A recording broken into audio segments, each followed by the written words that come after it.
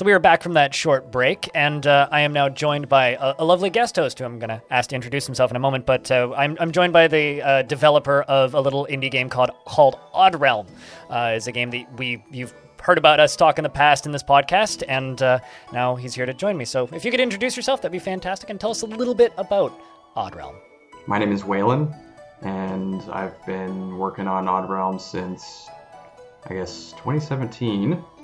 So could you tell us a little bit about the kind of game that Odd Realm is, and the way that you kind of interact with the world as the player? Yeah, I always describe it as top-down Minecraft, but instead of controlling one person, you're controlling, I don't know, upwards of 50 or 70, and so you start the game off with a handful of specialized humans, or if you choose one of the other races is called the Ancients. They're like skeleton people. Your first objective is really just to survive, and you are presented with a procedurally generated world to choose a starting location to settle, and you can choose from deserts and tropical islands. I don't know, you're kind of like northwestern taiga, pine tree, forested area, tundra. There's tons to choose from. And once you get going, every biome that that you choose from will have different challenges and pros and cons. And so, yeah, it's one of those games where there's no. It's hard for me to say like, oh, this is what's going to happen, because the intention is you never really know, and I certainly haven't gotten there yet, but I want it so that players, when they go into a game, it's always going to be different. And Odd Realm is heavily inspired by, as you know, Dwarf Fortress, and that is a game that has, every time you play, you're going to have a different story coming out of it, and that's where I want to get to with Odd Realm, but with its own world, stories to tell, and style. So you've been working on Odd Realm for quite some time now, and that kind of makes games like this appear to be a little bit daunting, especially like kind of the open-ended nature of that. So do you have any things that you do to kind of try and ease the player into, the Z levels, the management of many individual little characters, and the mechanics in the game? Yeah, that's a great question. It is very difficult to ease players into this type of game. It's sort of like throwing somebody into a pool that doesn't know how to swim and just like, all right, figure it out, because there's so much to teach. And as a one person team, it's not so easy to gradually introduce things, because let's say I introduced everything one mechanic at a time. That's a ton of work just to do that. And for me, I'd rather add more content, more races to play, more things to discover, than always worry about how I'm easing players in. And that's sort of something that I sacrifice, because in terms of like player acquisition and being like a really successful game, because I think the majority of people prefer having more content over it was a bit difficult to learn. And I think it's just the nature of this game, where it's gonna require patience, and the only thing that I do to help players is I have a tutorial that like does try and introduce things in a way that makes sense. So when your settlers first start to get hungry, there is like a little prompt that says, okay, well, they're going to die after a while. You might want to try X, Y, and Z. Maybe go collect some naturally growing plants and get going that way. But yeah, it is extremely difficult to make something that has, it's a living, breathing little world, and there's diets, and people can have uniforms set up, and there's, I think there's 30 to 40 different attributes per character and all these different item types. So it's just brutally tough to make it something easy to learn. And the other thing is, without rambling too much, the Z level mechanic is very unique. There's like, what do we got? We got Dwarf Fortress and Nomoria are like, and Oddrealm are the ones that I can think of where it's like strictly top down, no changing. From that particular perspective, definitely. Also, the way you do Z levels is a little bit different than Dwarf Fortress 2 because like channeling and digging are kind of one thing where they're split into two separate options in a lot of games. Yeah, that's true. Yeah.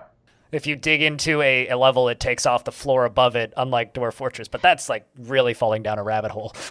Yeah, and I don't know if like, I don't know if you can remember when you first played a first-person shooter game, but for me, it wasn't like, I didn't pick up the controller and instantly know what I was doing. I think there are certain mechanics that we're just so used to as gamers and players. We just, you pick up a controller and you know how to use a first-person shooter just because you've been doing it for 20 to 30 years or whatever. And with this type of game, it's so new. Like, none of it is known inherently. And that's a huge, huge barrier for people. And I kind of mess it up sometimes as well, where I'm like building and I built something in there. I'm like, oh, okay. And there's so many little things that I do subtly to help with that. But even with those things, it can be really confusing. And I'm just at a point where I don't really have the answer for teaching those things. I just try and take the feedback where it's like, okay, this was kind of confusing. And then I'll darken the layer below a bit just to help highlight things. And I don't know what to tell you with that one because it's so difficult for players to kind of grok. Well, I think a combination of the tutorial and like the actual like you said, like all the extra tools that you give the player to kind of control and play the game, I think is an added benefit. I think that as far as learning curves go, it's definitely got the most comprehensive tutorial outside of the other games that you mentioned. I mean, Dwarf Fortress, which doesn't have a tutorial, and then No Moria, which has never really had much of a tutorial, and also poorly developed wikis, unfortunately. So like I think that you kind of ride the line a little bit. But something else I kind of wanted to I guess ask is like, what do you think stands out about Oddrealm compared to just other town builders in general? Is it the Z levels? Is it the fact that it's more directly an inspiration to Dwarf Fortress, unlike something like a RimWorld? What do you think that Oddrealm is doing that is kind of a unique feature? Yeah, that's also kind of a difficult question because I don't really go and actually take notes on all these different games out there and like see what they're doing. And that sounds terrible, but I just don't really care. I don't know. I kind of make the game for me, and if people want to play it, that's cool. I started the game from the inspiration of Dwarf Fortress, where I was playing Dwarf Fortress and I just wanted to see the people. I wanted it to be more tangible for my imagination to start going with. And Dwarf Fortress is absolutely incredible. I have nothing to say bad about it. Fantastic game. And for me personally, there was a little bit something missing, like where I wanted to see these little people actually moving around, engaging with things and have a little bit more life to it. And I never really intended to make something so heavily influenced by Dwarf Fortress. It's kind of gotten to the point in development where it's like Oddrealm is like a child of Dwarf Fortress. And I had initially just intended to make something that was like a Dwarf Fortress light. I thought it would be like a little ant farm simulator thing. And just as I started developing, there were more requests for features that just sort of started to align with things that Dwarf Fortress already had. And so, if anything, Oddrealm just has a whole hell of a lot of charm. And I think my intention as a developer is that I want players to get in there and just feel like really engaged with, I don't know if there's an English word for it, but it's that feeling you get when you watch an ant farm, or I don't know if you ever saw that Simpsons episode where Lisa creates like a little mini world, and it kind of evolves super fast at like 10x speed. There's like a certain human intrigue with that I'm trying to focus in on, and Dwarf Fortress is certainly like the forefather of that feeling. Do you have any like features that you've added to the game recently that you're particularly excited or proud of? I think you saw this already, but I just added all the items actually showing up on your little characters, Yes. which it is something that has been requested for a long time, and I never really thought I'd be able to do it. But I just sat down and I was like, okay, I want...